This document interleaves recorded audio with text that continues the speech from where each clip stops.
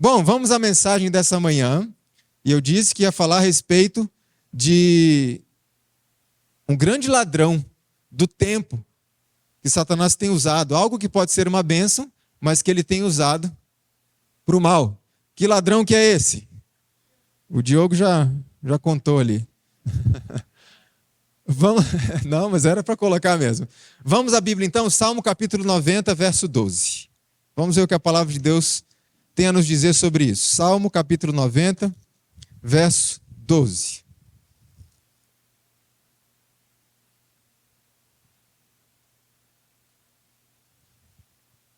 Queria convidar os irmãos mais uma vez, a gente curvar a fronte para falarmos com Deus. A gente nunca deve ler as Escrituras sem orar primeiro. Vamos orar.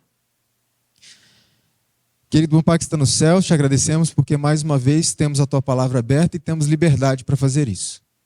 Pedimos que Teu Espírito nos auxilie mais uma vez para que possamos entender o que o Senhor quer nos ensinar nesta manhã e que possamos sair daqui motivados a colocar em prática aquilo que vimos.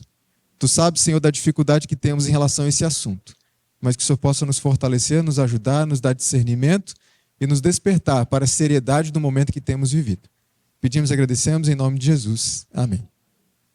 Salmo capítulo 90, verso 12, diz assim a palavra de Deus: Ensina-nos a contar os nossos dias, de tal maneira que alcancemos corações sábios.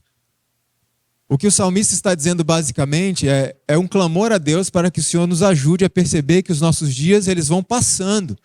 E vão passando de que forma? Muito rápido. A minha esposa e eu, parece que nós nos casamos recentemente. E agora em setembro a gente está completando 16 anos de casados. E parece que foi agora. Então o tempo ele vai passando muito depressa e os pais sabem como é isso, né? Daqui a pouco os filhos estão pequenininhos, acabaram de sair da fralda, já estão indo para a faculdade. Então o salmista está dizendo: Senhor, me ajude a contar os meus dias, para que eu possa ter um coração sábio, aproveitar bem o meu tempo, os meus poucos dias nessa terra que nós temos. Então, de todos os dons que o Senhor nos concedeu, e são vários, tem um dom que a gente geralmente não pensa muito nele. Deus nos concede recursos financeiros, nos concede filhos, que são um dom que Deus nos deu para administrarmos, não são nossos. Deus nos concede muitas coisas, mas o principal dos dons que Deus nos deu, qual que é? 24 horas, o tempo. Por que esse é o dom mais importante? A irmã White diz que de nenhum outro talento que Deus nos concedeu, ele vai me pedir mais estrita conta do que do nosso tempo. Por quê? Porque a forma que usamos o nosso tempo vai definir todo o resto, vocês concordam? Todo o resto. Então o inimigo ele tem trabalhado muito para impedir que a gente use devidamente o nosso tempo, para impedir o nosso preparo para o tempo do fim. Por isso, diante dessa realidade, a serva do Senhor escreveu que é pecado fazer o quê? Muitas vezes a gente está envolvido com coisas que não são pecado em si mesmo, mas pode se tornar pecado se aquilo estiver o quê? Desperdiçando o nosso tempo. Por exemplo, eu vou falar um pouquinho mais sobre a questão da contemplação amanhã à noite, mas a minha esposa e eu gostamos muito de documentários, assistir documentários. Principalmente documentários da natureza. Isso não é pecado. Mas pode se tornar, se a gente estiver fazendo o quê? Desperdiçando tempo nisso, gastando muito tempo nisso e deixando aquilo que é essencial de lado. Então nós temos que administrar bem o nosso tempo. Quanto tempo nós temos por dia? Quem tem mais? Quem tem menos? Ninguém. Inclusive no aspecto da justificação pela fé, da salvação, da transformação de caráter, o tempo é essencial que a gente compreenda essa questão. Porque muita gente entende que Deus tem um alvo muito elevado para os seus filhos, sim ou não? A gente fala de perfeição de caráter e é claro que a gente tem que entender o conceito de perfeição diante de Deus. Porque a irmã White diz que nós podemos ser perfeitos em cada etapa desse processo. Eu gosto de usar o bebezinho como exemplo, né? O bebezinho não tem dente, não fala, não come sozinho, não segura as próprias necessidades. E o médico vai dizer para a mãe que o bebê é o quê? Perfeito, mas por que perfeito? Porque é o que se espera dele naquela fase. Mas se ele tiver 20 anos ainda sem dente, sem comer, sem andar, então tem que haver um progresso. Isso é perfeição bíblica. Não é um platô que a gente atinge que não tem mais nada para fazer, mas é um processo, um processo. E esse processo, o tempo determina tudo. Porque tem pessoas que olham lá para frente, eu tenho que ser perfeito, eu tenho que ser perfeito. Irmãos, eu sempre falo para as pessoas que me procuram, você só tem 24 horas. Usa isso. Não fica com a mente lá no futuro distante. Será que um dia eu vou conseguir? Você pode conseguir hoje. É um dia de cada vez. Então temos que pensar no aspecto do tempo. Um dia de cada vez, vencendo. Muitos psicólogos, quando são procurados, porque a pessoa tem um hábito que quer vencer, um vício que quer vencer, uma das dicas que eles dão é que você estabeleça metas curtas. Eu tenho vício em cigarro. Eu quero vencer, eu vou vencer meu vício em cigarro. Não, estabeleça uma meta curta. Eu vou vencer hoje. Amanhã, uma nova meta. Para hoje, para o dia de hoje. E assim a gente vai progredindo. O tempo é tudo para nós e temos que usar o tempo ao nosso favor. Olha que interessante isso daqui. Vocês concordam comigo que a tecnologia é algo importante e benéfico para o ser humano? Sim, muito. Inclusive para nos fazer poupar o quê? Tempo. Para a gente ter mais tempo para as coisas de Deus, mais tempo para a família. A tecnologia ajuda muito a gente. Quer ver alguns exemplos? Olha só. Isso aqui é um fogão a gás. A gente só tem fogão há 188 anos. Como a gente vivia sem fogão? A lenha. Dá trabalho isso? Gastava tempo? Gastava. E não era só jogar lenha ali e atear fogo. Há todo um trabalho de manter a chama estável. Não pode ser muito quente, nem esfriar. Então dava muito trabalho. E vem o fogão a gás nos ajudar a poupar tempo.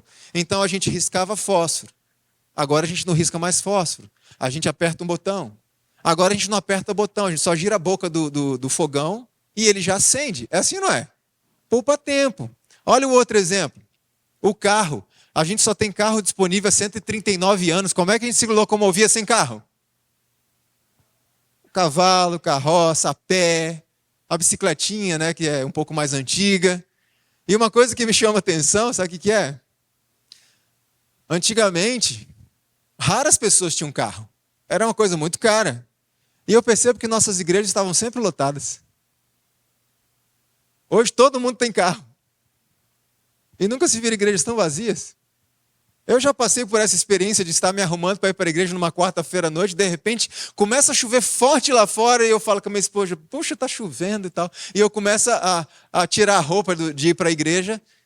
Mas não tem um carro na garagem? Então veja, isso nos ajuda inclusive a poupar tempo. Charrete, bicicleta, a pé, demorava muito para a gente se locomover. E olha que benção que é o automóvel. E a máquina de lavar, irmãos? A gente só tem máquina há 118 anos. Como é que a gente viveu sem máquina por tanto tempo? Como é que fazia? Ia lá no rio, era à mão. Tinha que tirar a água ainda na cisterna em alguns casos. Olha como se gastava tempo. As mamães hoje têm, por exemplo, as fraldas descartáveis. Antigamente as mães tinham que lavar as fraldas. E não tinha máquina, dava muito trabalho. E a máquina de lavar vem para nos ajudar a poupar o quê? Nosso tempo. Enquanto a máquina está lavando, você está fazendo outras coisas. Olha que benção que é isso. E a máquina lava, ela enxágua, ela centrifuga, que quase deixa seca a roupa só para botar no varal. É uma benção ou não é? É uma benção para nós. Olha outro exemplo, o avião. A humanidade só tem avião à disposição há 118 anos. Pessoas comuns como eu têm avião à disposição há muito menos tempo, porque sempre foi algo muito caro. Hoje que está se tornando um pouquinho mais acessível. A minha ainda não. E a gente viaja muito, né? E tem muita gente que escreve para a gente pedindo dinheiro, sabia? A gente tem um projeto aqui na igreja e tal, o irmão podia ajudar. A gente tem um irmão podia... Acho que as pessoas acham que a gente tem muito dinheiro porque está sempre viajando. Elas não sabem que não é a gente que paga essas viagens. Não tem condição de fazer isso. Então, veja. Como é que a gente ia de lugares distantes sem avião? Navio, a pé, a cavalo, mesmo em lugares distantes. A irmã White tomava um navio nos Estados Unidos para ir para a Austrália. Eram 4, 5, 6 meses no mar. E ela era conhecida como uma boa maruja, assim, não passava mal, não tinha medo de tempestade. Quando tinha tempestade, todo mundo queria morrer, ou queria morrer não, né? Todo mundo queria viver desesperado, e ela, calma. E um dia falaram para ela, irmão, a senhora está com medo, não? E ela dizia, não. Deus tem um trabalho para mim lá. Então ninguém vai morrer aqui. Agora, se Deus entender que meu trabalho acabou, ela diz assim, tranquilamente eu me depositarei no fundo desse oceano. Que fé! E eu quero ter uma fé dessa. E, irmãos, só um spoiler, hoje à noite o que eu vou falar vai exigir muita fé da gente. Mas essa fé é uma fé assim, porque o que eu vou falar hoje à noite é sobre como se identifica um verdadeiro cristão. A maioria de vocês, talvez todos, vai dizer assim, isso aí, na minha vida, impossível. Então vai exigir fé, porque é possível sim. É possível sim, porque para Deus, nada é impossível. Então veja, o avião veio para poupar tempo. Hoje você pode jantar em Guarulhos, tomar o seu de jejum nos Estados Unidos. Pode ou não pode? Graças ao avião. Olha como poupa tempo. E o e-mail? A gente só tem e-mail há 59 anos, sabia disso? Como é que a gente se comunicava antes de ter e-mail? Ah, os jovens não sabem o gostinho que é você chegar em casa e na caixa do correio, lá do lado de fora, tem o quê? Um envelope assim para você. E você abria com tanto gosto, assim, saboreava cada momento e lia aquela carta, que geralmente tinha algumas páginas, não era assim? E o decorrer do tempo, o que foi acontecendo com a nossa comunicação? Vocês vão ver daqui a pouco, foi ficando cada vez mais superficial. Então, o e-mail ajudou a gente? Sim, é uma bênção. Você manda uma mensagem, a pessoa lê na hora, não precisa ficar esperando um carteiro chegar lá e tudo mais. Então, isso é uma bênção. E o computador, que a gente só tem disponível há 53 anos? A primeira vez que eu mexi no computador, eu tinha 15 anos de idade. E ficava com medo de apertar os botões. Falar, professor, pode apertar? Porque a gente achava que, sei lá, aperta um botão, vai disparar um míssil em algum lugar. Sabe essas coisas? E a gente tinha medo disso. O computador é uma bênção para nós hoje? Alguém concebe uma vida sem computador? Ele ajuda a gente a poupar tempo em muitas coisas. Olha o que mais. E o telefone celular? Só temos há 51 anos. Alguém consegue imaginar a vida sem celular hoje? O celular é uma bênção, porque ele nos ajuda a nos comunicar com as pessoas em qualquer lugar do mundo. E aí eu faço uma pergunta importante. O celular, então, aproximou as pessoas, sim ou não?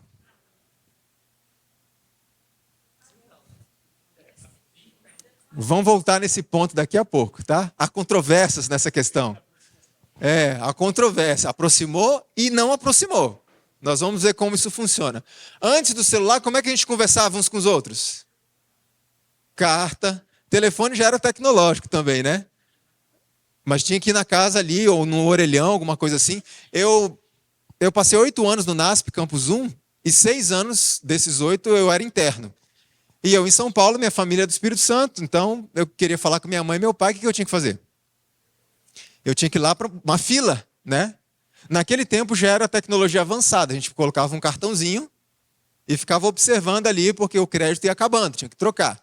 Mas eu ainda sou do tempo da ficha. Você põe a ficha, se não completar a ligação, a ficha cai embaixo. E às vezes as pessoas não percebiam isso, você chegava, tinha um monte de ficha embaixo, você enchia o bolso daquelas fichas e ia conversar com as pessoas o resto da sua vida. Agora, imagina se tivesse celular na época que eu estava no NASP.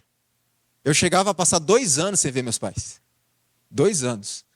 É uma benção, mas pode não ser. E a internet ela está disponível para nós há 34 anos. Eu tenho 43. Eu vivi uma vida sem internet. Muita gente aqui viveu essa vida sem internet. Era ruim em certos aspectos, e muito bom em outros aspectos. A internet, então, vem para nos ajudar. A gente pode fazer pesquisas, pode se comunicar uns com os outros, em tempo real praticamente. Então, é uma bênção. Ou não. E o Instagram? O Instagram completou 14 anos, só isso. Alguém consegue imaginar a vida sem? Não, eu não acho que vocês imaginam a vida sem. Eu acho que vocês já vivem uma vida tranquila sem. Né? Até perguntei pro Diogo, passa o Instagram aí do Recanto para a gente poder seguir, acompanhar. Tá? Ele falou, a gente não tem. Tem gente que diz, se você não está nas redes, se você não está no Instagram, você simplesmente não existe. Há controvérsias nessa frase, tá? Há controvérsias. Exatamente. Olha um outro exemplo, o WhatsApp. Só tem 15 anos o WhatsApp, irmãos. Como é que a gente vivia sem o WhatsApp? Presta atenção nisso. Como é que a gente se comunicava sem o WhatsApp? É claro que tem essas coisas, mas ainda é tecnologia, né? A minha época tinha um famoso ICQ, não sei quantos conheceram esse negócio. Não vão muito longe, não. Veja, a gente se comunicava mais como? Frente a frente. Guarda isso que a gente vai voltar nesse ponto. Então, olha só, a tecnologia, nós temos tudo que outras gerações não tiveram para poupar o nosso tempo, para agilizar as nossas atividades. Mas uma matemática não bate. Nós temos tudo que outras gerações não tiveram para agilizar o nosso tempo, para a gente ganhar tempo. Mas a gente não tem tempo para nada. E nunca uma geração se queixou tanto de falta de tempo como a nossa. A matemática não fecha para mim. O que está acontecendo? Conclusão que eu cheguei. O problema é que essas coisas, elas são uma bênção para agilizar e nos poupar tempo quando nós usamos essas coisas. Mas o problema é que muitas dessas coisas é que estão nos usando. E aí que se tornam grandes ladrões do nosso tempo. Será que quando olhamos para a internet, o celular, WhatsApp, Instagram e coisas desse tipo, será que essas coisas estão nos usando hoje? Estão nos escravizando, nos controlando? Aliás, dentro desse contexto, olha que interessante essa pesquisa feita pelas Nações Unidas, ou publicada ali, eu não lembro de que ano que é, mas é relativamente recente. Mais de 3/4 da população mundial possui um telefone celular. Mais de 75% da população mundial tem telefone celular. Isso é uma benção, porque a gente pode se comunicar uns com os outros o tempo inteiro. Ou seja, essa tecnologia aproximou as pessoas. Será? Porque tem outra estatística que não bate com esta aqui, que é suicídio é a segunda causa de mortes entre jovens de 15 a 24 anos, de acordo com a Organização Mundial de Saúde. Veja, se essa tecnologia aproximou tanto as pessoas, porque esta geração é a geração mais deprimida e mais suicida de toda a história. E mais sozinha, né? Mais solitária. Por quê? Porque essas coisas aproximam as pessoas quando nós sabemos como usá-las. Mas quando essas coisas nos usam, isso é um problema. Por que aproximou e não aproximou? Porque estas tecnologias aproximaram quem estava longe, mas afastou quem estava perto. Sim ou não? Então nós precisamos saber usar isso, porque, irmãos, essas coisas nos escravizam facilmente. Se você olhar aqueles relatórios que o celular tem, de quanto tempo você passa em cada aplicativo, você vai olhar que facilmente nós passamos de 4 horas por dia naquilo ali. Facilmente. Eu nem estou falando de trabalho. Facilmente. A tecnologia é uma bênção, inclusive para pregação do evangelho. Mas tem sido usado por Satanás com propósitos muito bem definidos.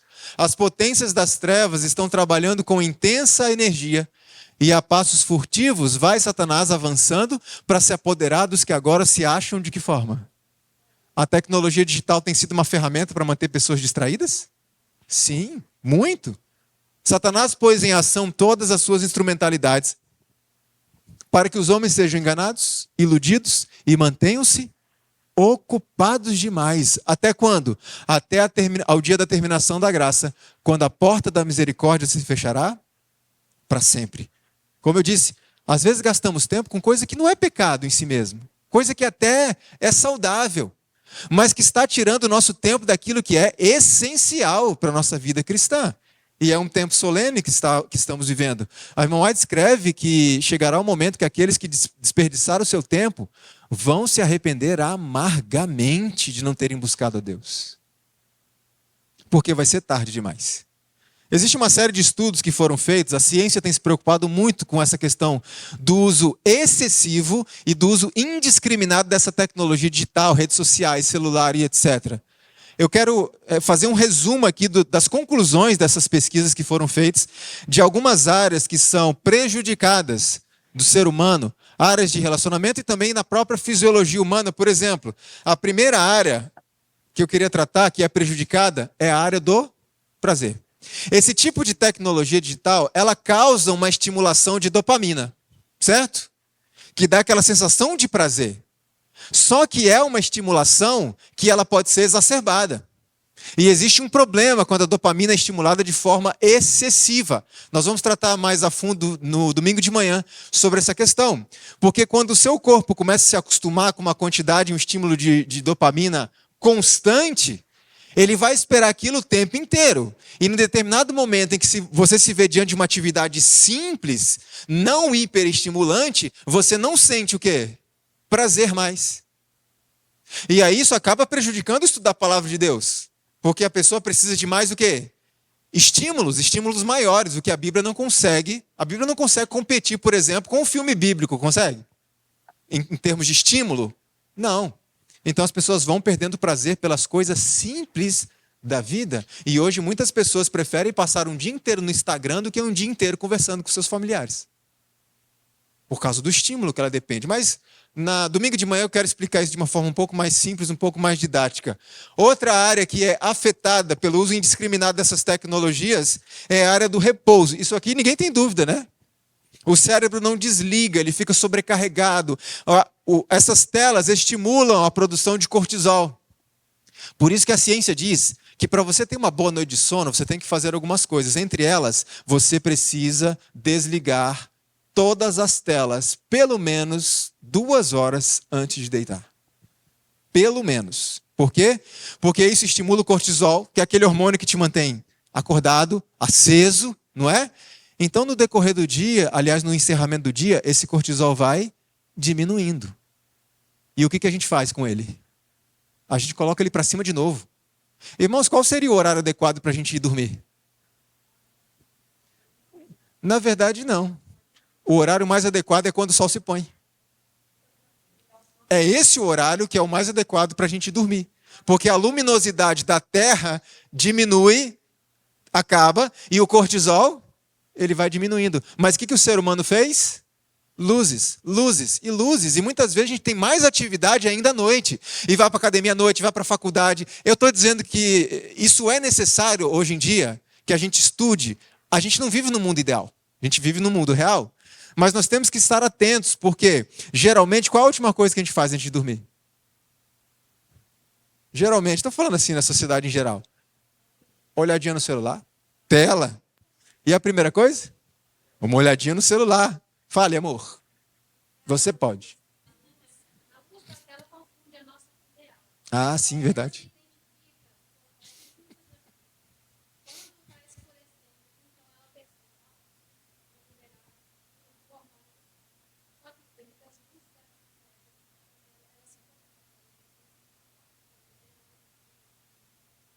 Exatamente.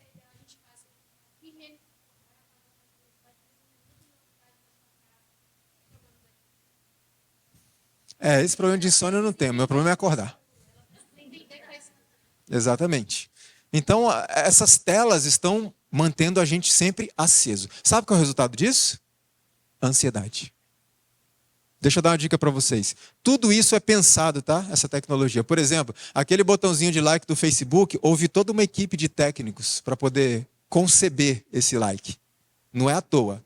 Tenham muito cuidado, por exemplo, com a ferramenta do WhatsApp, que é de avançar a velocidade do áudio. Sabe por quê? Isso desenvolve rapidamente ansiedade.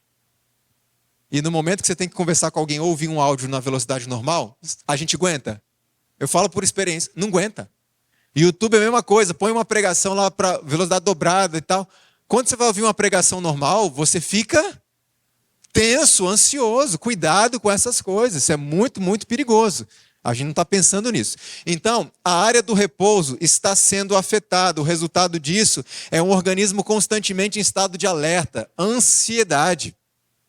A outra área afetada é a memória, porque o nosso cérebro tem uma capacidade excepcional e infinita de processar informações, mas de armazenar informações, não. O cérebro é limitado. Então, muitas pessoas estão ali, por exemplo, você está na rede social, no Instagram, você fica arrastando aquela tela o dia inteiro, o que está acontecendo na sua memória? Está captando um monte de informação e a maioria delas inútil. E aí eu preciso guardar um texto bíblico aqui. Não consigo. Sabe o que é? A idade, né, vai chegando e muitas vezes não tem nada a ver com a idade. Tem a ver com o cérebro cuja memória está sobrecarregada. Não cabe mais nada. Então a gente está se sobrecarregando de informações. A memória está sendo prejudicada. A outra área é a área da aprendizagem. Os computadores, essas mensagens, elas não têm emoção. Além do que, a gente fica arrastando tela. A gente raciocina em tudo que está lendo? Não, a gente só está olhando, olhando, olhando, sentindo coisas, e ai daquele que publicar um textão. Alguém lê? Ninguém aguenta. Qual é o resultado? A gente perde a capacidade analítica. Olha que interessante essa reportagem da BBC. Hábitos digitais estão atrofiando nossa habilidade de leitura e compreensão? O fato de lermos cada vez mais em telas em vez de papel, e a prática cada vez mais comum de apenas passar os olhos superficialmente em múltiplos textos e postagens online, podem estar dilapidando nossa capacidade de entender argumentos complexos e de fazer uma análise crítica do que estamos lendo. Hoje o pessoal está com uma dificuldade de interpretação de textos. Professores aqui presentes sabem que é uma das maiores dificuldades dos alunos. E hoje tem muita briga acontecendo, tem muita família se dividindo, porque a pessoa não entendeu o que o outro falou. Vai numa comissão de igreja. Às vezes o irmão faz uma observação normal, o outro irmão já fica ofendido com aquilo. E pronto, a confusão está armada. Nós estamos com dificuldades. Um dia eu estava pregando numa igreja e o assunto que eu estava falando é sobre a experiência que Cristo teve no Getsemane. Aquilo ali é impressionante, surpreendente, é chocante para nós. E no final um irmão me procurou e falou: irmão, só pelo Espírito Santo, viu? Eu falei: o que, irmão? Não, para entender. É profundo demais isso. A questão, irmãos, o Espírito Santo está à nossa disposição para nos ajudar a entender.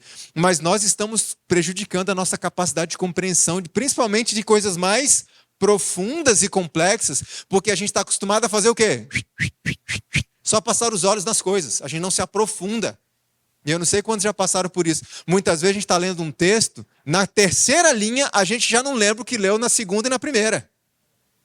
Por quê? Não está acostumado a refletir, ponderar, a se concentrar naquilo. E concentração, vou voltar a falar no domingo, no sábado à noite. Da questão da contemplação. Então nós temos que entender o que pode estar nos atrapalhando na vida espiritual. Inclusive, a leitura digital parece não favorecer as habilidades de compreensão dos leitores. E o processamento das informações é mais o quê? Mais raso, mais superficial nesses meios online. A outra área afetada é a área da afeição. Os relacionamentos se tornaram superficiais com a tecnologia digital. Quer ver? Computadores, eles pensam. Fala-se muito de inteligência artificial, né? E esse negócio, irmãos, é assustador às vezes. Esses dias aí um amigo meu, que é francês, pegou um vídeo meu, manipulou lá na inteligência artificial e mandou para mim o Leandro Dalla pregando em francês. A minha voz, eu falando em francês. Aí eu postei no meu Instagram, os irmãos, o Leandro Dalla fala francês.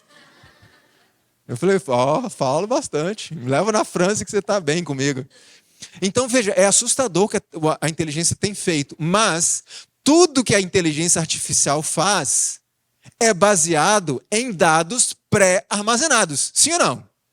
Qualquer coisinha que aconteça diferente daquilo, ele não sabe, a inteligência artificial não sabe como reagir. Então, quanto mais, isso a ciência diz, quanto mais dependentes, quanto mais escravizados por esse tipo de tecnologia, os seres humanos vão ficando cada vez menos humanos e mais máquinas. Mas como assim, Leandro? Sim, a gente consegue ver em muitos lugares. Um dia eu vi uma cena, um helicóptero caiu numa rodovia de São Paulo. Vocês lembram disso? O jornalista Ricardo Boechat estava dentro do helicóptero e faleceu. O helicóptero caiu em cima de um caminhão. O motorista do caminhão estava lá dentro. Uma mulher estava na porta do caminhão tentando forçar para ajudar o motorista, enquanto o povo estava fazendo o quê? Filmando e tirando foto. Ninguém estava ajudando a menina. Então a gente vai se tornando cada vez menos humanos e mais máquinas. É mais importante conseguir uma postagem legal, diferentona, do que salvar uma vida. Tem sido assim ou não tem? Deixa eu mostrar umas imagens para vocês sobre essa questão da afeição, como tem afetado a área da afeição. Como eu disse, aproximou quem estava longe, mas afastou quem estava perto. Olha isso aqui. Tomando um lanche com os amigos. É assim ou não é? E existe uma forte possibilidade desses amigos estarem conversando entre si dentro de um grupo de WhatsApp.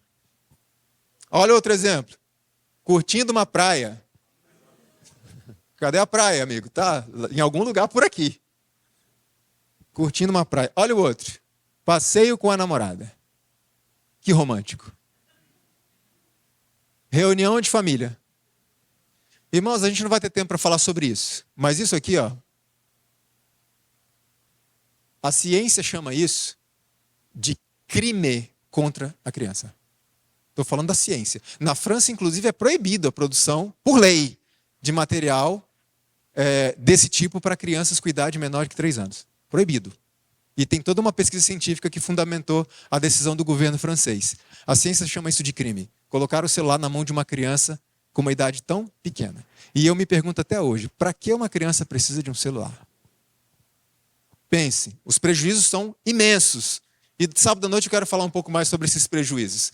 Outro exemplo, almoço em família. Sabe o que mais me chama a atenção nessa foto? É olhar para os pratos. Ninguém mexeu. Porque tem que tirar o quê? Não, tem que tirar uma foto dos pratos e etc. Irmãos, deixa eu falar uma coisa importante para vocês. Talvez muitos não saibam disso, mas a gente não precisa tirar foto de tudo. Talvez alguns não saibam disso. A gente não precisa tirar foto de tudo. Eu sempre apelo a muitas pessoas, tirar foto não é pecado. A gente às vezes quer guardar aquilo para relembrar depois, isso é normal, isso é gostoso, a gente faz isso. Mas muitas vezes a gente está tirando tanta foto que está deixando de guardar as coisas aonde? E muitas vezes eu apelo, tira foto, tá bom, tira foto. Mas separa um tempo para contemplar. E hoje a gente está tão condicionado por essas coisas, que a gente vai andando, a gente chega num lugar bonito, vê um lugar tão bonito, qual a primeira coisa que vem na mente? Não é parar ali e ficar contemplando, pensando em Deus. Não, a primeira coisa que vem na mente, eu tenho que tirar uma foto disso aqui? É assim ou não é? A gente não precisa tirar foto de tudo. Olha outro exemplo. Família foi visitar a avó que estava se sentindo sozinha. A avó aqui, ó. É a única que não tem celular. Continua sozinha do mesmo jeito. É assim ou não é? É assim. Hã? Não conta essas coisas de família, não.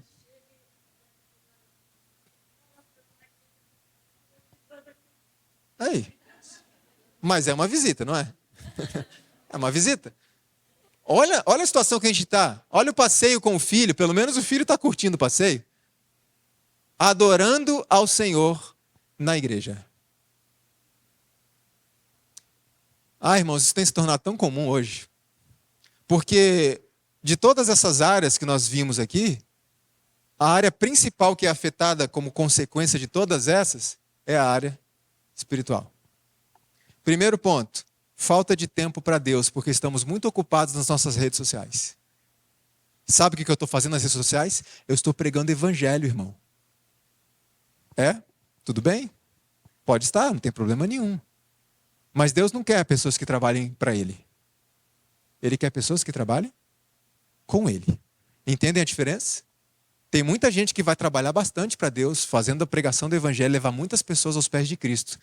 E quando Jesus voltar, Jesus vai falar para essas pessoas, não conheço vocês. É assim? Não está escrito na Bíblia isso ou não? Então, é tempo com Deus. Nós precisamos ter tempo para Deus. E essa área espiritual não é só afetada pela questão do desperdício de tempo e a falta de tempo para Deus, mas também, muitas vezes, não conseguimos desconectar dessas coisas nem na igreja na hora do culto. Um dia estávamos fazendo um seminário para jovens em algum país aí. E aí eu fiz a proposta. Vamos fazer assim? Os jovens chegam ali atrás, vai ter uma caixinha ali e tal. O que os jovens vão fazer aí, pessoal, ex-aluno da Serra? Coloca o celular na caixinha, participam do culto. Quando acabar o culto, pega o celular e vai para casa. Qual você acha que foi a reação daqueles jovens? Mas de jeito nenhum. De jeito nenhum. Porque, Leandro, eu acompanho o sermão ali, quando o pastor fala da Bíblia e tal, abro no livro e tal, eu abro no meu celular. Tudo bem se você faz isso, mas eu pergunto, se aparecer uma bolinha vermelhinha no WhatsApp ali, com uma mensagem que acabou de chegar, você tem esse domínio próprio? Não, estou na hora do culto e eu não vou ver. Eu tenho. Tá, fizeram uma pesquisa um tempo atrás, colocaram um homem diante de um computador e ligaram eletrodos no cérebro dele para monitorar a atividade cerebral dele. Disseram assim, olha, seu celular está aqui do lado do computador. Ele vai tocar. Mas é a gente que está ligando para você. Não atenda, é a gente. É só um teste. Não precisa atender. Tá bom? É a gente, não é sua mãe, seu filho, ninguém. É a gente. Fica tranquilo, não atenda. Ele tá bom. Ele ali trabalhando. Quando o celular tocou, ele sabia, são os pesquisadores, estou nem aí. Mas o cérebro dele registrou uma atividade cerebral de intenso estresse. Porque só o som do celular tocando já estimulou o cérebro dele. Ele entrou no estado de estresse para poder atender. Então, mesmo que você não veja a mensagenzinha enquanto está prestando atenção no culto, o teu cérebro vai ser estimulado naquela direção. Eu preciso ver que mensagem é essa. Então já vai ter um prejuízo. Outro problema, e eu acho que esse problema é um dos maiores. Aliás, antes de falar desse problema aqui, talvez seja o maior. Deixa eu lembrar uma coisa para os irmãos. A casa de Deus é um lugar santo. É a casa daquele que, ao se manifestar no alto do Monte Sinai, fez o monte fumegar. E se alguém tocasse no pé do monte, seja ser humano, seja animal, o que acontecia? Morria. É o mesmo Deus? É o mesmo. Mas muitos de nós estamos indo à casa do Senhor como se estivéssemos indo a um parque. Então a gente senta no banco da igreja, a irmã White diz que nós temos que fazer o quê enquanto o culto não começa? Espírito de oração. Quando a plataforma entra, nós temos que estar em espírito de oração pelo pregador. Mas muitas vezes chegamos na igreja, numa escola sabatina, no culto de manhã, sentamos no banco com os amigos, pegamos o celular e fazemos o quê? Hashtag, adorando ao Senhor, escola sabatina. Isso não é lugar para essas coisas. Nós não estamos num clube, num parquezinho. É a casa de Deus. E as pessoas não conseguem se desligar disso, nem na casa de Deus. Enquanto a pregação está acontecendo, o louvor, algum momento do culto, pessoas estão trocando mensagens do celular, estão atendendo ligações, às vezes abaixa assim para poder atender. Sabe qual pode ser o resultado disso? Olha como isso é sério, irmãos. Quando a palavra é exposta, deveis lembrar-vos, irmãos, de que é a voz de Deus que vos está falando por meio de seu servo. Escutai com atenção. Não dormiteis nessa hora. E quando a irmã White diz de dormir, não está falando apenas literalmente dormir, o que já tem sido um grande problema entre nós hoje. É ou não é? Ela está falando, preste atenção. Não se distraia. Por quê? Ela responde, porque assim fazendo, ou seja, se distraindo, é possível escaparem-se-vos nesse momento justamente as palavras que mais necessitais ouvir, palavras que atendidas vos livrariam de enveredar por algum caminho errado. Olha o que ela está falando no contexto do que estamos tratando aqui. Seu celular está ali quietinho, você está ouvindo a pregação, e o diabo sabe o que vai ser pregado? Sabe, quando a pessoa está preparando o sermão, o diabo está acompanhando. E então, a pessoa está pregando ali. E está chegando aquele momento que o pregador vai falar palavras que vão salvar a sua vida. Vão salvar a sua vida. Nesse momento que o pregador vai dizer aquela frase, o celular toca. Chega uma mensagem. Você pega, não é nada importante não. Depois eu vejo. E você volta a prestar atenção. Mas o que aconteceu? A frase passou. É isso que a irmã Watts está dizendo. Sabe qual é o grande problema e o grande agravante disso? É que aquela frase, aquele momento, aquela chance poderia ter sido a última da sua vida. E você perdeu por causa de um aparelho. Entende o que ela está dizendo? Presta atenção no que está sendo dito. Porque uma frase pode te despertar e mudar completamente a sua vida. E o diabo vai fazer tudo para distrair a sua atenção, para que você não acompanhe aquela frase. Ou vai fazer alguém distrair a sua atenção. Ou vai fazer com que você distraia a atenção de alguém. Então a tecnologia é uma bênção se nós soubermos usá-la, mas quando ela começa a nos usar, ela se torna uma maldição. Porque um dos mais deploráveis efeitos da apostasia original foi a perda do poder de domínio próprio por parte do homem.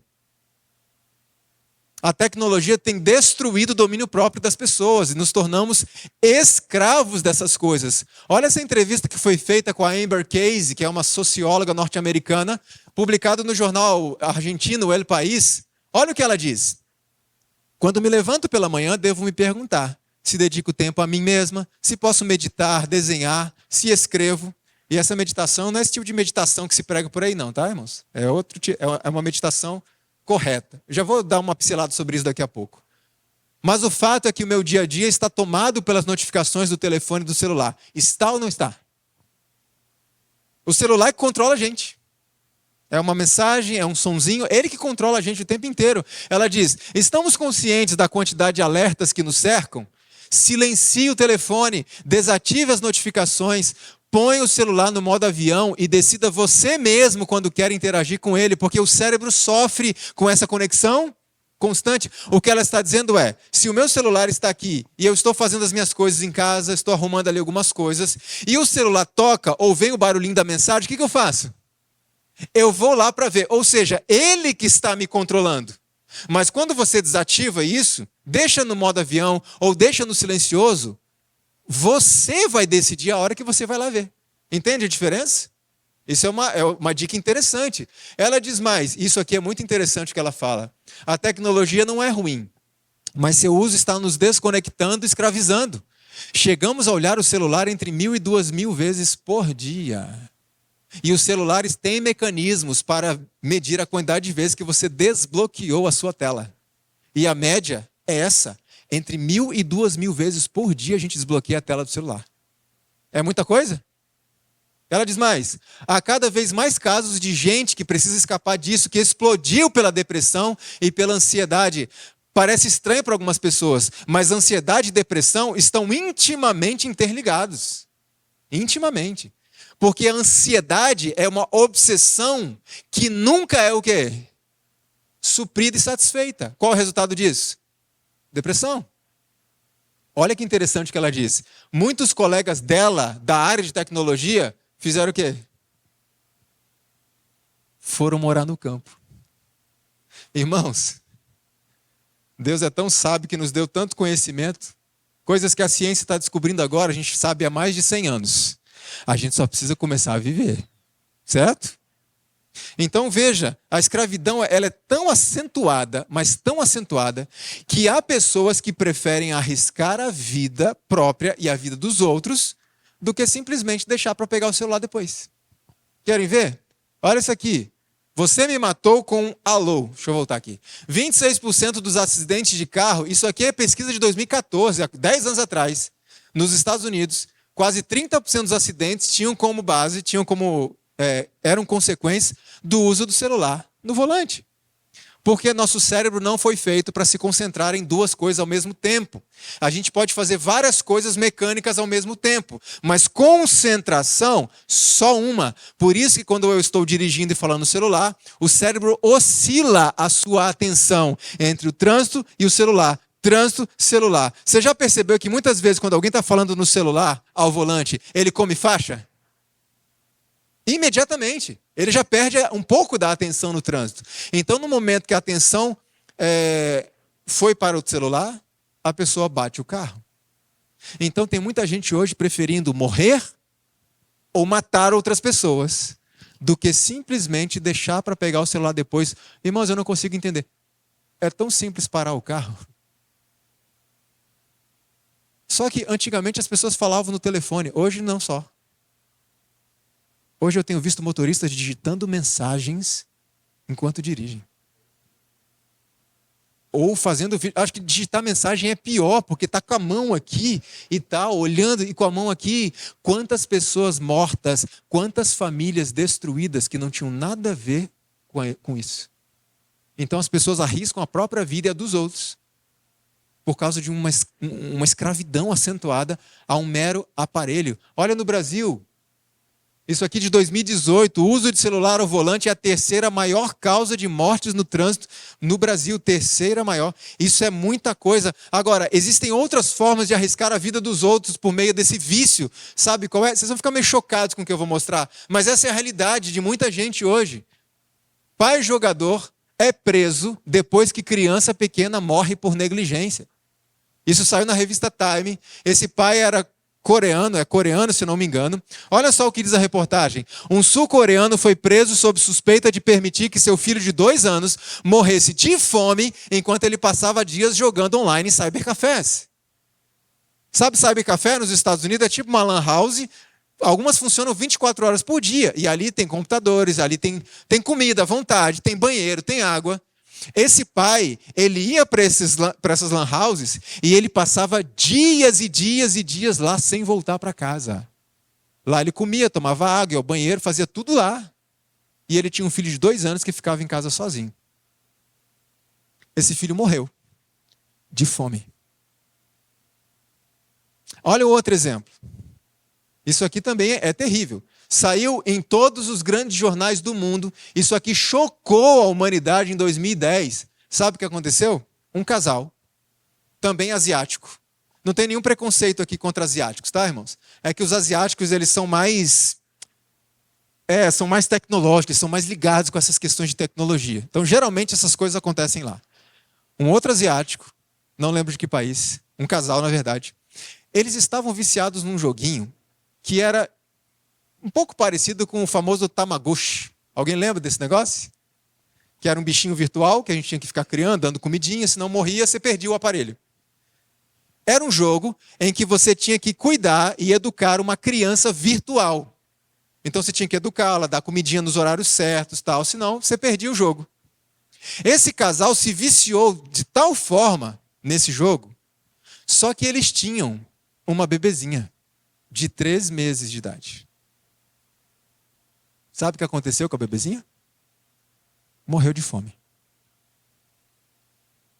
Porque a gente sabe que um bebezinho tão pequenininho, ele precisa se alimentar com mais regularidade, mais frequência.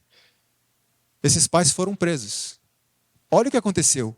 Esses pais deixaram a bebezinha morrer de fome, enquanto eles cuidavam e criavam uma criança virtual. Cadê o instinto materno? Até isso desapareceu. Aliás, ela transferiu o instinto materno para um negócio da internet. Olha como se escraviza. Agora eu vou mostrar uma outra notícia que isso aqui não, nem sei se é pior ou se é chocante do mesmo jeito. Olha isso daqui. Japonês mata os pais para poder assistir anime sem interrupções. Ele confessou à polícia dizendo o seguinte: me incomodava cuidar dos meus pais. Eles sempre interrompiam enquanto eu estava assistindo anime. Eu não aguentei e matei os dois. Alguém pode estar pensando assim, Leandro, mas você não acha que você está exagerando um pouquinho? Eu nunca vou chegar nisso aqui. Não, isso aqui, Leandro, isso aqui é um exagero, isso aqui é doença, isso aqui é um extremo. É verdade. A maioria das pessoas nunca vão matar os pais por causa de um anime, por causa de uma série, um filme. A maioria das pessoas nunca vão deixar um bebê morrer de fome porque estão jogando na internet. É claro que não. Mas onde está a sutileza aqui? Muitas vezes, por não cometermos grandes pecados, nos sentimos confortáveis com os pecados pequenos. Sim ou não? Então, quando a gente olha uma notícia dessa, por exemplo, uma pessoa que adulterou. Eu nunca vou adulterar, nunca vou trair minha mulher, eu jamais faria uma coisa dessa. E por eu jamais cometer um pecado tão grande, humanamente falando, eu me sinto confortável com aquela olhadinha para a menininha que está passando na calçada da rua. Afinal, é só uma olhadinha. O que é um adultério diante de uma olhadinha? Os dois vão perder a salvação se não se arrependerem. Tanto da olhadinha quanto o adúltero. Jesus diz que se atentar numa mulher do pensamento, você já pecou. Muitas pessoas dizem, não, mas eu nunca vou matar meus pais, eu nunca vou matar uma pessoa. E nunca vai matar mesmo. Mas por não cometer esse grande pecado, eu me sinto confortável com o ódio que eu alimento no meu coração contra o meu irmão. E Jesus diz que odiar o irmão é assassinato. Eu nunca vou sentar diante do computador assistir um filme pornográfico, eu nunca vou fazer uma coisa dessa. E pode ser que não, apesar de que hoje a gente está tomado desse vício. Eu recebo mensagem todo dia. Então, por eu nunca assistir um filme pornográfico, eu me sinto bem confortável com aquelas produções de Hollywood. Um filme pornográfico? Não, eu assisto Game of Thrones, que para mim é quase a mesma coisa. Vocês entendem qual é a estratégia de Satanás? Não, você jamais vai cometer um pecado como esse. Mas o que é esse negocinho que você está fazendo? Fica tranquilo, vai perder a salvação do mesmo jeito. E nós temos que estar atentos a isso. E a tecnologia tem nos engolido de tal forma que nós não estamos percebendo. Alguém pode pensar, aliás, alguém aqui é escravo dessa tecnologia? Algumas pessoas fazem assim. Se alguém levantou, eu levanto também. Ou então eu vou dizer, olha, eu tenho um primo que ele é viciado nisso aí.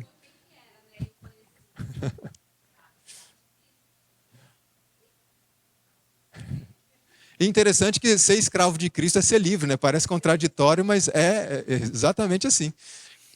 Deixa eu dizer uma coisa para vocês. Ninguém precisa levantar a mão, mas vamos fazer um teste. Se eu dissesse para vocês assim, ó, 24 horas sem tela nenhuma. Zero, nada, 24 horas. Se para você essa proposta é um pouco aterrorizante, você é um escravo dos níveis mais baixos. Eu falei 24 horas, só 24 horas. Se uma pessoa achou a proposta absurda, não consigo ficar 24 horas sem as telas. É um escravo dos níveis mais profundos. Deixa eu fazer uma pergunta para vocês. Se hoje saísse uma reportagem dizendo que Instagram, Facebook, YouTube, todas essas coisas seriam proibidas pelo governo brasileiro e a partir de hoje não existiria mais nenhuma rede social no Brasil, como seria a sua vida?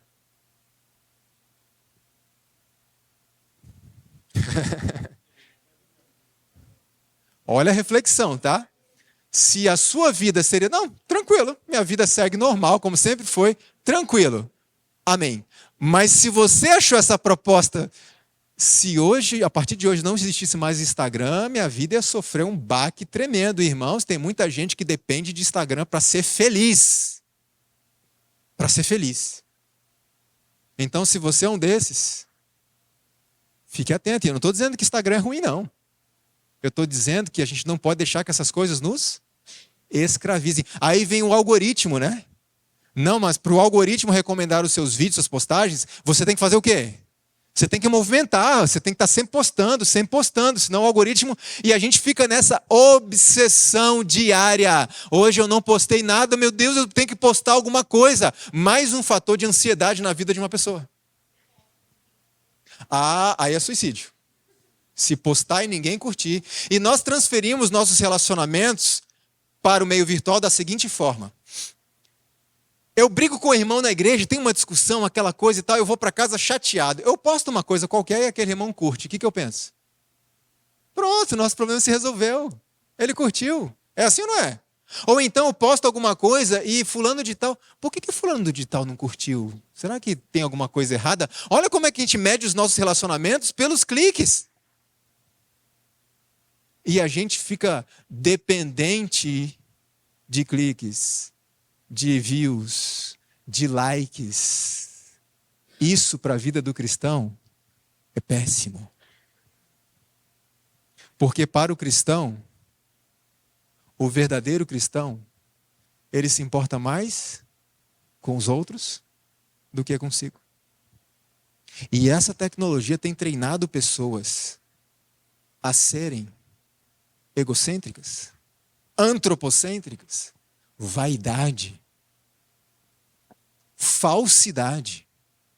Uma pessoa posta uma foto lá, uma foto horrorosa. Uau, irmã, como você está linda. Não está nada. Falsidade, sim ou não? E a pessoa começa a se achar e tal. Irmãos, isso aqui está destruindo os nossos relacionamentos e está destruindo a nossa vida cristã, não só por causa do tempo que a gente está desperdiçando, mas porque está moldando muitos dos nossos valores. E quando nós somos dominados por essas coisas, informação para todo lado, telas e coisas que chamam a nossa atenção o tempo inteiro, Jesus chega e faz um convite para a gente. Querem ver que convite é esse? Vinde vós aqui à parte, a um lugar deserto, e faça o quê? Descansa. Jesus está dizendo, filhos, desliga o celular. Vem num lugar à parte. Vamos conversar um pouco. Descansa. Desliga essa televisão, desliga esse computador. Vamos num lugar tranquilo. Vamos conversar um pouquinho. Lembre-se que os discípulos chegaram falando com Jesus um monte de coisa que tinham feito. Expulsamos demônios, fizemos isso, curamos pessoas, Senhor. E Jesus disse, isso é muito bom, filhos. Mas faz o seguinte agora. Vem aqui descansar um pouco. Jesus não disse, vão a um lugar descansar. Ele disse, vem. O que ele quer dizer? Comigo. Vem passar um tempo comigo. Desliga essas coisas. Irmãos, é uma luta na nossa vida, porque até você acorda 4h30, 5 horas da manhã para ter o seu devocional. E eu apelo aos irmãos, não pegue o seu celular enquanto não terminar o seu devocional. O diabo é muito esperto. Eu já experimentei isso várias vezes na minha vida, de levantar cedo, abrir minha Bíblia, me ajoelhar para orar, mas antes, deixa eu dar uma olhadinha se tem alguma mensagem. Uma mensagem urgente às 4 da manhã? Pode ser, né? E eu ia dar uma olhadinha e tinha uma mensagem ali. Fui dar uma lida, era uma mensagem que me aborreceu. Acabou meu culto. Acabou meu devocional. Porque eu passei o devocional inteiro tentando fazer o devocional, mas o que não saía da cabeça? Aquela mensagem, porque eu tenho que terminar aqui, porque eu tenho que responder. Não vou deixar assim não. É assim ou não é? Então não pegue no seu celular em momento algum do seu dia até você terminar o seu devocional. Jesus fala, desliga isso, descansa um pouco. Sabe o outro apelo que a Bíblia faz para nós concluirmos? Assim diz o Senhor, ponde-vos nos caminhos e vede, e perguntai pelo quê? Às vezes a gente precisa voltar para onde? Voltar para os antigos, para a era do gelo, como se diz, né? Tem que voltar para a era passada. E o que a gente vai encontrar lá? O bom caminho. E andarmos nele, e acharemos o quê? No contexto do que estamos falando, os marcos antigos. Vamos voltar para as antigas um pouco. É hora de nós começarmos a estudar as páginas da Bíblia. E não tem pecado nenhum em você rabiscar a Bíblia. Escrever, marcar, pintar, não tem pecado. Estudar a Bíblia nas suas páginas em vez de estudá-la num celular, que facilmente vai distrair para outras coisas.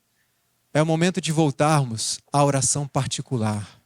Conversar com Deus. Eu e Ele. E eu nem estou falando de culto familiar.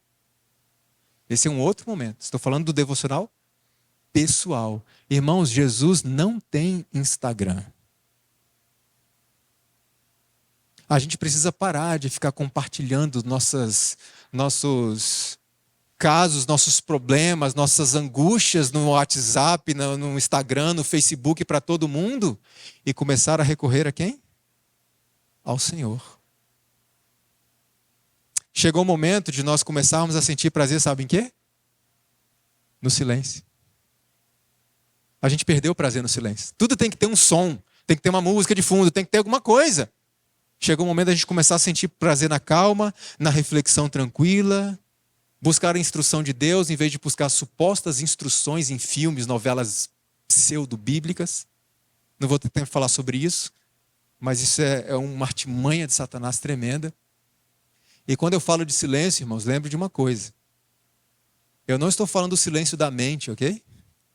Eu estou falando do silêncio dos ruídos exteriores. Esse negócio de esvaziamento da mente, isso não é bíblico. A nossa mente tem que estar constantemente cheia das coisas do céu. Quando eu falo silêncio, ter prazer no silêncio, é ter prazer nesse momento em que todos os ruídos ao redor silenciam. Desliga o som, desliga o celular, desliga a televisão, desliga tudo. Aquele momento de silêncio para estudar e meditar nas coisas de Deus. E quando eu falo meditar, não estou falando de mantra, de misticismo, de oração contemplativa. Não é isso. É tomar um texto bíblico, é pensar, é refletir no que aquele texto está dizendo para mim. É usar a imaginação, imaginar as cenas quando você lê uma história bíblica. E isso é algo que filmes e novelas não deixam você fazer. Eles impõem as cenas, falsas inclusive. Chegou o momento da gente começar a sentir prazer numa conversa, assim, sabe? Um bate-papo. Deixa o celular para lá. Vamos nos visitar mais. Vamos conversar mais frente a frente. E essas pessoas que vão buscar essas coisas antigas, coisa de velho, que muita gente diz, o que elas encontram? Descanso para as vossas almas.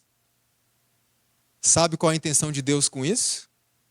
Quando todas as outras vozes silenciam, o silêncio da alma torna mais distinta a voz de Deus.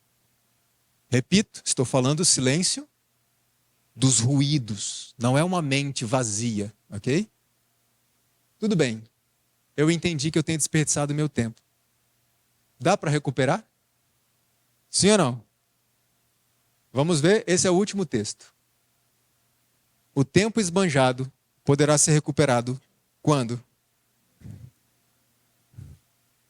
Dá para recuperar o tempo perdido? Não, porque passou, não tem como. Olha, não podemos fazer voltar atrás nem sequer um momento. Então, Leandro, você está dizendo que eu estou perdido? Não dá mais para recuperar? Calma, o texto não acabou. O que eu posso fazer então? Ela diz, a única maneira de podermos remir nosso tempo consiste em utilizar o melhor possível o quê? Dá para recuperar o tempo perdido? Nunca mais. Mas dá para fazer uma coisa, usar melhor o tempo daqui para frente. E eu costumo dizer, sempre que eu faço seminário sobre pornografia, sobre filmes, séries, etc., eu falo o seguinte, não importa mais o que fizemos até este momento. Para Deus, não importa mais. Importa o que vamos fazer daqui para frente. Então tome essa mensagem, como o Diogo disse ontem muito bem. Leva isso para casa, porque entender é simples. Qual que é a nossa luta? Ou é só a minha? A nossa luta é praticar. Eu entendi, mas agora a prática. Jesus disse certa vez assim, eis que estou à porta e bato. Se alguém ouvir a minha voz e abrir a porta, eu entrarei, cearei em sua casa e ele comigo. Por que muitas pessoas não estão abrindo a porta? O texto diz, se alguém fizer o quê? Antes de abrir, ouvir. Aqui está o problema. Muitas pessoas não estão abrindo a porta para Cristo porque não estão ouvindo. Porque a música está alta demais. Porque os filmes estão muito legais. Porque o Instagram está muito animado. E eles não estão ouvindo Jesus batendo na porta. E essa é uma cena triste, irmão. Sabe por quê? Porque Jesus é o dono da festa. É Jesus quem oferece o banquete. E o dono da festa está do lado de fora, batendo, pedindo para entrar. Que cena triste. Porque eu não estou ouvindo ele bater. Então precisamos silenciar todas essas coisas. Eu repito, essas coisas não são ruins se a gente souber usar. Se a gente souber dosar o tempo. Não deixe essas coisas te escravizarem. Domina esse aparelhinho tão pequenininho que está na sua mão. Não deixe ele te dominar. E nós encontraremos finalmente descanso para as nossas vidas, para as nossas almas. Louvado seja o Senhor por isso. A minha esposa vai cantar uma música que fala justamente isso. Da calma, da presença de Deus. Que nós precisamos buscar dia após dia. E que Deus nos ajude nessa caminhada tão difícil, mas que há solução e salvação em Cristo Jesus.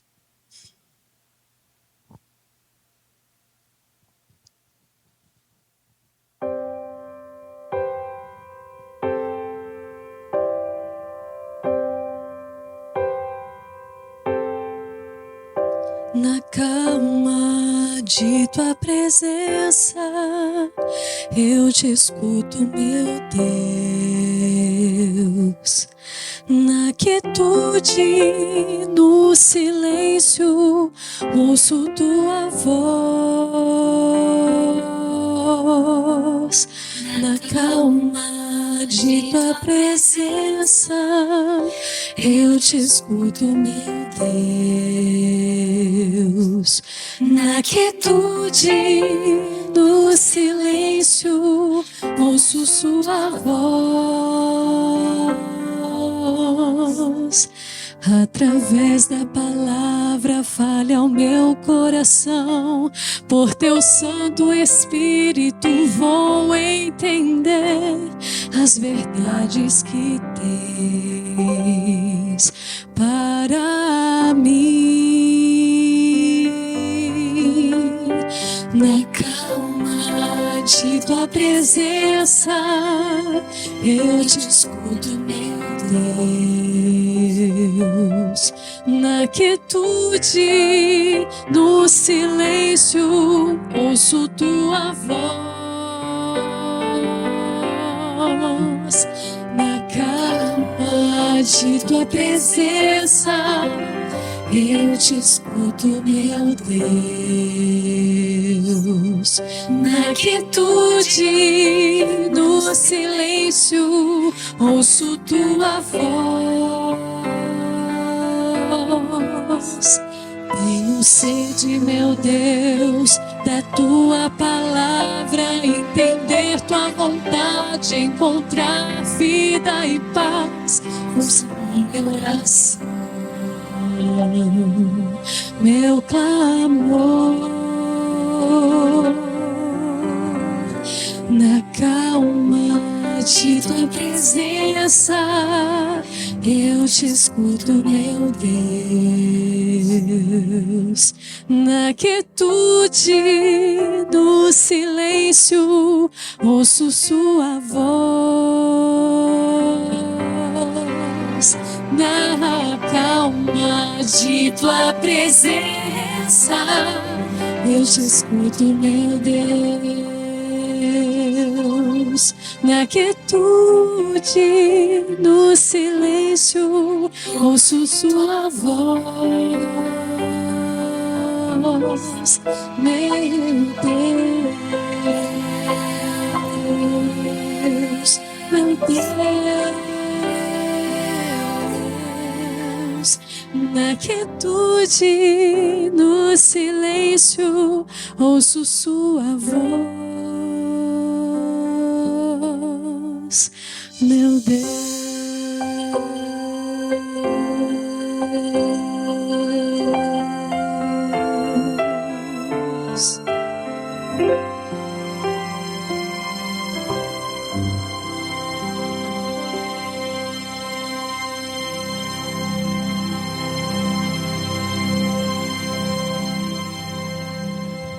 Amém. Oremos.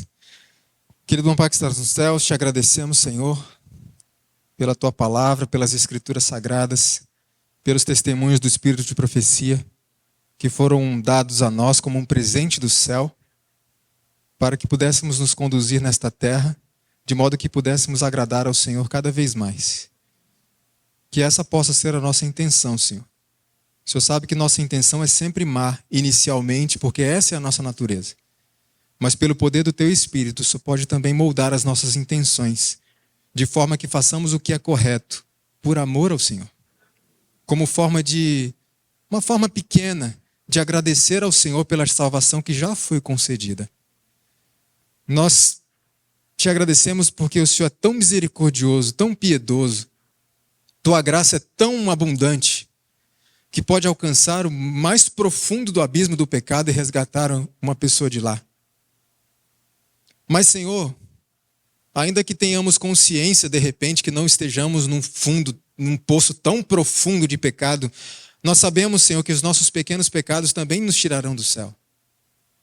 Por isso eu te suplico, em primeiro lugar, não permita que o orgulho suba ao nosso coração, de forma a pensarmos que somos melhores do que os outros, mas que possamos entender que grandes pecados ou pequenos pecados tirarão pessoas do céu, e uma dessas pessoas pode ser eu. Por isso eu te peço, Senhor, abra os nossos olhos, que possamos entender que a caminhada cristã é progressiva. Não existe um ponto em que possamos nos assentar e dizer, pronto, alcancei tudo. Não existe, Senhor, ajude-nos a entender isso. Que por mais avançados que nos consideremos na caminhada cristã, nós devemos ouvir a voz de Cristo falando, mais ainda, filho, mais ainda. E que a nossa resposta seja sim, Senhor, mais ainda. Mas que nessa caminhada não venhamos a desistir por causa de uma ideia que é disseminada pelo teu inimigo, de que não existe solução mais para nós. Mas que possamos entender, Senhor, que existe poder à disposição e mais do que suficiente para transformar plenamente a nossa vida, de tal forma a nos tornar semelhantes a Jesus Cristo. E esse é o sonho de todo cristão, Senhor. Ser parecido mais e mais com Jesus, principalmente no seu temperamento.